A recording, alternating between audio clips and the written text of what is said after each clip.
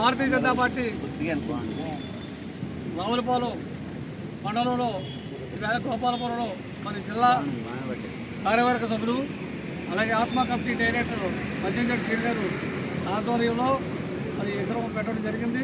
దానికి ఈవేళ భారతీయ జనతా పార్టీ రాష్ట్ర అధ్యక్షుడు ఒక పిలుపు ఇవ్వడం జరిగింది. ఎందుకంటే సుఖమైన పాలనగా వాజ్పేయి గారిని గుర్తించి ఈ రాష్ట్రంలో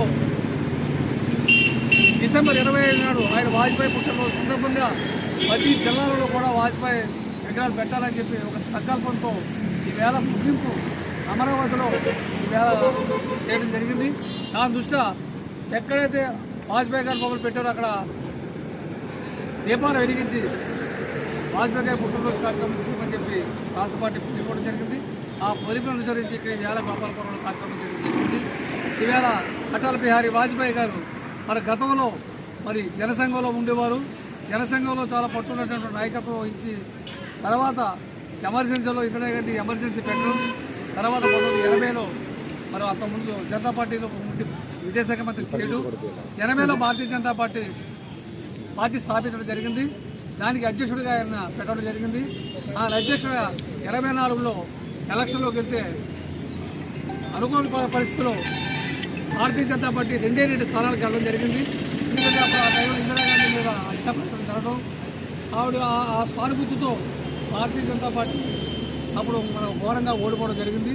అప్పుడు ఆంధ్రప్రదేశ్లో హన్మకొండ నియోజకవర్గంలో ఒక ఎంపీ, ఉత్తరప్రదేశ్లో ఒక ఎంపీ, 2 ఎంపీలు నెగ్గడం జరిగింది.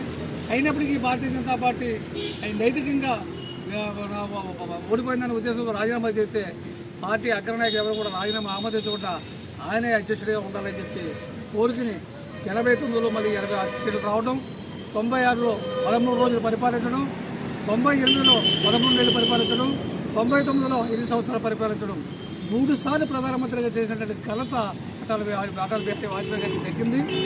ఆ రోజు మైనార్టీ ప్రభుత్వాన్ని మరి ఆ ఐదేళ్ళు కూడా చాలా సక్రమంగా ఏ విధమైన వివాదాలు లేకుండా అనేక ఒడిదుడుకులు వచ్చినప్పటికీ కూడా దాన్ని చాలా విపులంగా చర్చించి ఈ వ్యాలీ 4 లైన్ సెంటర్ అంటే రోడ్లు ఆనాడు అటల్ బిహారీ వాజ్పేయి గారు ప్రవేశపెట్టినటువంటి ఆనాడు అన్నాడు ఎప్పటికైనా భారతీయ జనతా పార్టీ పూర్తి మెజార్టీతో వచ్చి అయోధ్యలో రామాలయం నిర్మాణం కట్టాలని, TN70 ఆర్టికల్లు దాని అనేక మన పౌరసత్వ బిల్లు ఇవన్నీ కూడా ఫుల్ అధికారంతో మన కేంద్రంలో మరి ప్రభుత్వం వస్తుందని చెప్పి ఆనాడు వాజ్పేయి గారు అనడం జరిగింది. ఆ రకంగా ఇవాళ మన ప్రధానమంత్రి నరేంద్ర మోడీ గారు అనేక సంక్షేమ కార్యక్రమాలు 500 సంవత్సరాలు పోరాటం చేసినటువంటి అయోధ్య రామాలయాన్ని నిర్మించడం, అలాగే జమ్మూ కాశ్మీర్లో 370 ఆర్టికల్ రద్దు చేయడం, అలాగే అనేక కార్యక్రమాలు మన ఇండియాలో జరుగుతున్నాయి. ఈవేళ ఎన్డీఏ కూటమిలో కూడా మరి ఆంధ్రప్రదేశ్ మరిన్ని నిధులు ఇచ్చి ఈ రాష్ట్రానికి అభివృద్ధి కోసం మోడీ గారు ఎన్నో కార్యక్రమాలు చేస్తున్నారు.